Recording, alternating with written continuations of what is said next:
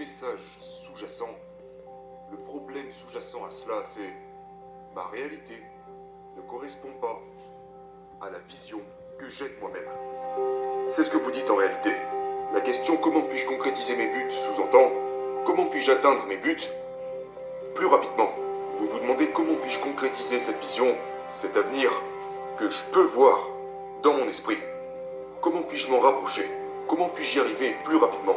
Et ça ne se passe pas aussi rapidement que vous l'aviez souhaité. C'est pour ça que vous êtes frustré. C'est pour ça que vous dites comment faire en sorte que ça arrive. Donc maintenant vous allez regarder deux choses. D'abord vous avez la réalité et puis vous avez la vision. Avant toute chose vous devez vous demander, cette vision, ne serait-ce tout simplement pas une vision ou une attente irréaliste que vous avez créée? Je vais vous donner le parfait exemple. Disons qu'en ce moment vous gagnez 50 000 $ par an et vous vous fixez l'objectif de devenir millionnaire dans 3 mois.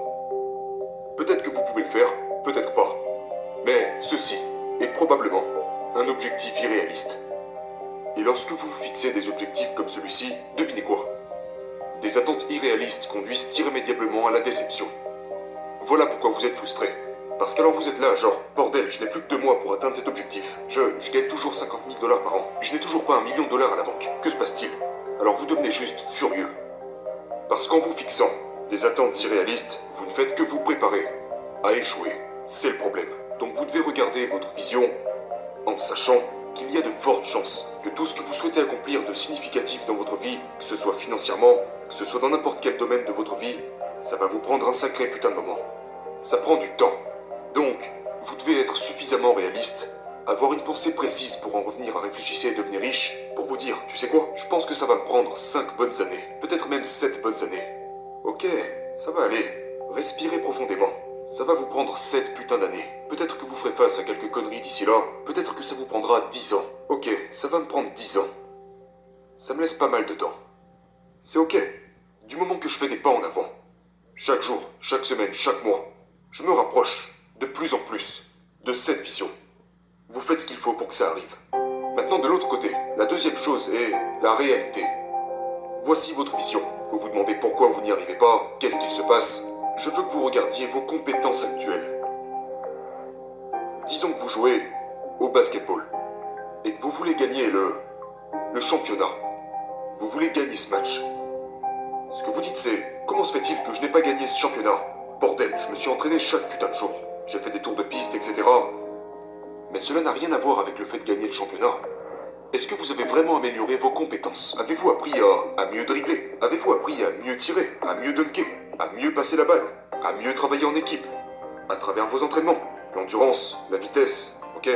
L'explosivité? Avez-vous travaillé sur vos sauts, votre détente verticale? Regardez-vous vraiment vos compétences pour ce qu'elles sont et faites-vous vraiment ce que vous avez à faire pour les développer et atteindre vos buts plus rapidement, étape par étape. Il y a des chances pour que ce que vous dites c'est « je n'arrive pas à atteindre mes objectifs alors que je fais énormément de choses ». Mais la vérité c'est que vos compétences ne sont pas assez bonnes. Vous ne consacrez pas assez de temps et n'investissez pas les efforts, les ressources et même l'argent nécessaire pour améliorer vos compétences, vos capacités. Vous devez les améliorer pour pouvoir vous dire « tu sais quoi, maintenant je peux tirer avec plus de précision. Je peux dunker, je peux sauter un peu plus haut. Maintenant je vais aussi me consacrer sur ma défense. » Et au fur et à mesure que vous vous améliorez, vous développez votre esprit d'équipe. Ah, on est en train de gagner. Je marque de plus en plus de points. Je gagne de plus en plus de matchs.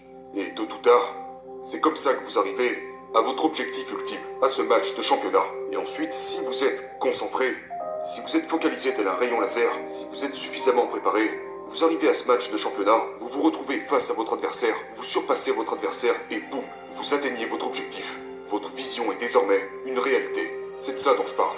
Donc il ne s'agit pas de juste être occupé, de faire tout un tas de choses et de devenir frustré. Réfléchissez un peu plus profondément. Regardez à l'intérieur de vous. Est-ce que mes attentes sont irréalistes? Est-ce que je devrais pas ajuster ça un petit peu? Regardez à l'intérieur. Et réalisez que vous avez peut-être besoin de travailler sur vos compétences. J'ai besoin de suivre une formation. J'ai besoin de conseils. J'ai besoin de suivre des cours. Travaillez sur ça. Et c'est en faisant ça qu'on évite la frustration. C'est en faisant ça qu'on atteint nos objectifs. Vous n'atteignez pas vos objectifs seulement en travaillant, en étant constamment occupé. Non, vous atteignez vos objectifs en ajustant vos pensées et en perfectionnant votre jeu mental.